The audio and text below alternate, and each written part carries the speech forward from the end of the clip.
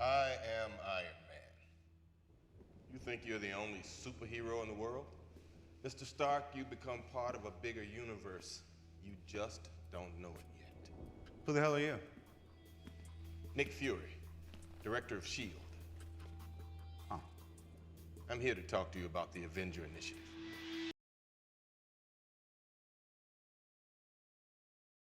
What is good, YouTube? Warstu here with a video on the Avengers 4. But first, if you want to enter the current competition for a Blu-ray of either Infinity War, Ant-Man and the Wasp, or Deadpool Super Duper Duper 2 edition, all you got to do is subscribe to the channel and comment down below who is your favorite super villain or villain period. Now let's get into this video. So it all started with Nick Fury saying this: "You think you're the only superhero, Mr. Stark? You've become part of a much bigger universe. You just don't know it yet." Did Nick Fury know everything that was coming before it even happened? Well, the Ancient One could see the future in many ways until her own death. But did Nick Fury have a foresight of what was coming? Just before Nick Fury got finger snapped by Thanos, he didn't look shocked. He almost looked like he knew it was coming. Hence why he called Captain Marvel on a pager. His last words were, "Oh no." Then the famous line that he's paid lots of money to say. I won't say that because I might get demonetized. And we know from the Captain Marvel prelude comic why Nick Fury waited so long before he fired his silver bullet. That was Captain Marvel, and we will find out a lot more information about that during the actual Captain Marvel solo movie, but this video isn't about that at all. And we also found out during the prelude comic that Nick Fury was active during Civil War. We just didn't know it. So guys, this video comes courtesy of a Reddit theory, but I'm tweaking it a bit and explaining what I think about it. But if you're going to use other people's theories from Reddit and stuff, accreditation given, so I'm going to link it down below in the description box. It's from a Redditor called CF March 07. It's a very interesting theory that essentially says Nick Fury knew about Thanos' finger snap before it even happened. There's a lot of compelling arguments for it, and I really think that he did know that it was coming. So let's get into this theory. So I'm going to read directly what it says, then go over parts. What I mean by that is I believe Nick Fury in the 90s in Captain Marvel movie will be shown or made aware of the future events, potentially even by Doctor Strange coming back in time from Infinity War. He will have been shown specific things that other characters have to do throughout the entire MCU to ultimately set up future events for how they need to be in order for the Avengers to win Avengers 4. Doctor Strange's endgame plan from possibility of 1 out of 14 million plus outcomes, meaning everything that's happened in the MCU so far had to happen the way it did, but more importantly was set up in certain cases to happen the way it did, partly by Fury himself. Now, I really believe that they could be onto something here, because you just got to go back to what Nick Fury said to Mr. Stark. You think you've become part of a much bigger universe. You don't know just yet. You think you're the only superhero. So that is really true, because it all started. Like, now Marvel's changed the timeline. Technically, the first Iron Man movie is the second one in the timeline. The first one was Captain America, the first Avenger. So it really does make sense. And as we know, the quantum realm is going to play a massive part in Captain Marvel movie, because essentially that's where she's getting her powers from. Not verified, not confirmed, but it's pretty clear. I really think Nick Fury did things in certain ways to protect the future timeline of how it was supposed to play out. If you go back and watch most of the scenes and post-credit scenes with Nick Fury in the MCU movies, it's like he always knew something that other characters didn't know and knows how to tell them just what they need to hear, or he contributes something that makes a bigger difference with no explanation of how or why he knew to do it. From recruiting Iron Man, Hulk, Captain America, to in Iron Man 2 when he gives Tony his father's box, or like at the end of Thor 1 when he instructs Eric to work on the cube, or in Age of Ultron when he shows up out of nowhere, then pushes Tony and the team forward to where ultimately create Vision with the Mind Stone. I mean, to be honest guys, this theory, like a lot of it does make factual sense if you think about it. Nick Fury is a man of a lot of words, but little explanation of how he knows everything. But I guess a part of that will be the Captain Marvel movie, and the prelude comic for the Captain Marvel movie did actually explain a bit. If you go back and rewatch the nuke scene from Avengers 1, right when Tony goes through the wormhole with the nuke, everyone at S.H.I.E.L.D. celebrates except Fury and Maria Hill. Instead, they look at each other and they look down, deject. You're meant to assume they're sad because they might have just lost Tony Stark. But the movie intentionally doesn't show Fury's reaction when Tony Stark comes back through the wormhole. My theory is they act the way they did because they know that Tony going through the wormhole is the real beginning of the Infinity War, Thanos' timeline, and it will lead to Tony PTSD and everything that not only Tony does after that point, but also sets in motion everything that happens in the MCU after that event, eventually leading to and including Thanos' snap and event of Avengers 4. Fury and Maria tried to stop the nuke from being fired during that scene. Fury even shot down a jet on a carrier because it was like they already knew the Avengers would close the portal to win the battle without the nuke. But I think Fury knew that the nuke going through the portal would alert Thanos of Earth's capabilities and make Earth a target, and it would also make Thanos aware of who Tony Stark, like he says in Infinity War, where he knew who Tony Stark was. A lot of this does make sense. It's pretty deep, and Marvel movies aren't normally that deep.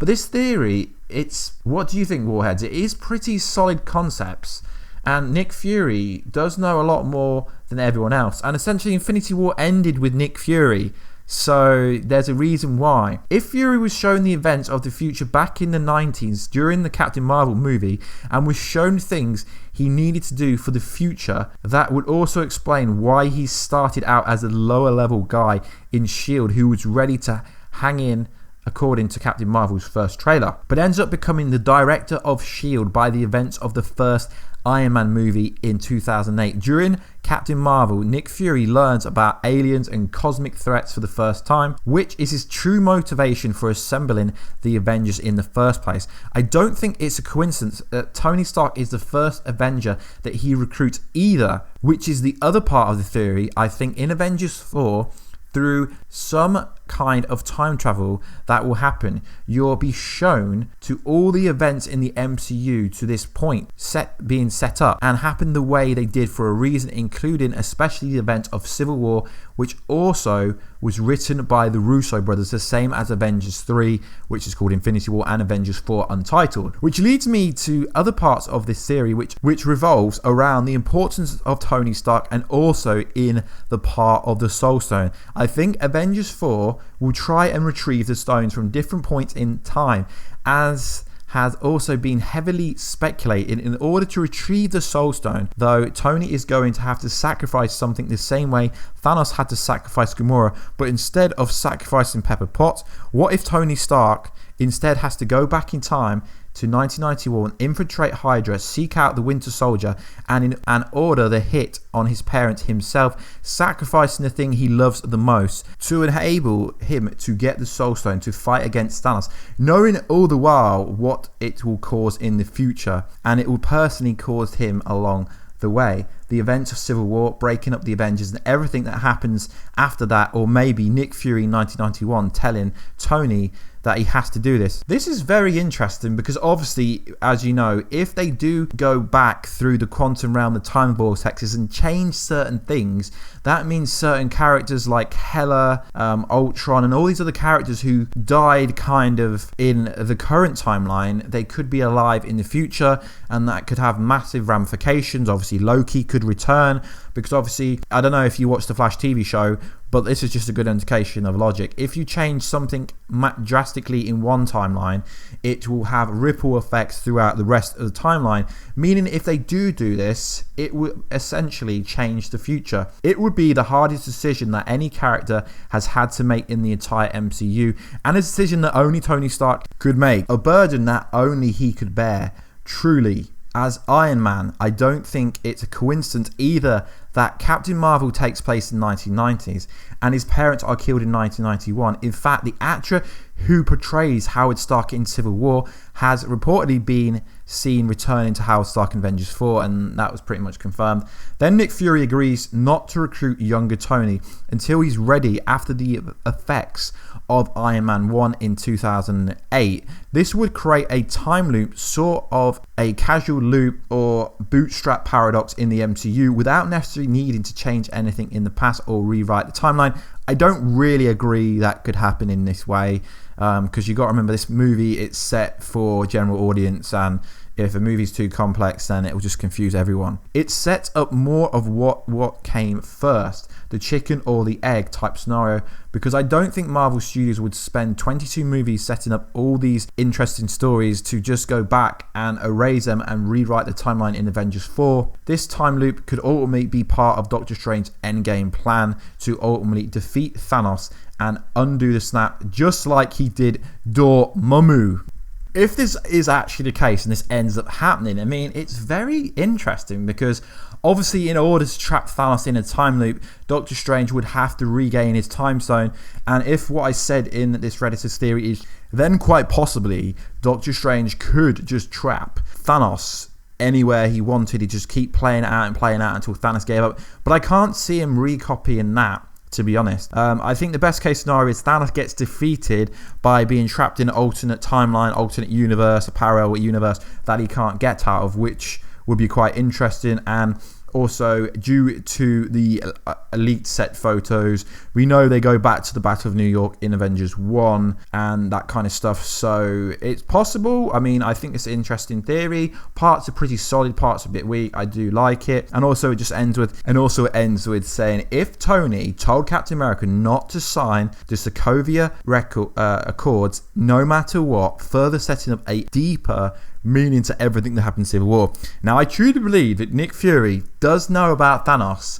He just doesn't let on to anything, because obviously Tony Stark's known about Thanos all this time. Like I said, there's the Ancient One that could have done it, Doctor Strange. Nick Fury could have been shown the future with Thanos realistically by multiple people. And if this is how the movie ends, it's kind of interesting, because I put a theory out ages ago about Loki trapping Thanos in an ultimate dimension, but that ultimately killing Loki in doing so. It would be interesting if how they defeat Thanos is Doctor Strange just puts him in a time loop and eventually he's just stuck there forever, or they have to come to some kind of agreement. But I don't think that will really happen with the Mad Titan, to be honest. But very interesting theory. Make sure to check out the full description of this theory on the Redditor's post. I will link it in the description box down below. Anyway, guys, thanks for the support. If you made it this far, that is awesome. We're so close to 50,000 subscribers, which is absolutely insane. It is obviously Thursday today, Black Friday tomorrow, officially. Don't be expecting the Avengers 4 trailer. It's not coming tomorrow. I'm pretty sure I will have an updated video about the trailer and title coming either the end of today, so later on tonight, or tomorrow. Anyway, guys, please like, subscribe, and comment, and I will catch you in that next video very soon. Catch ya later.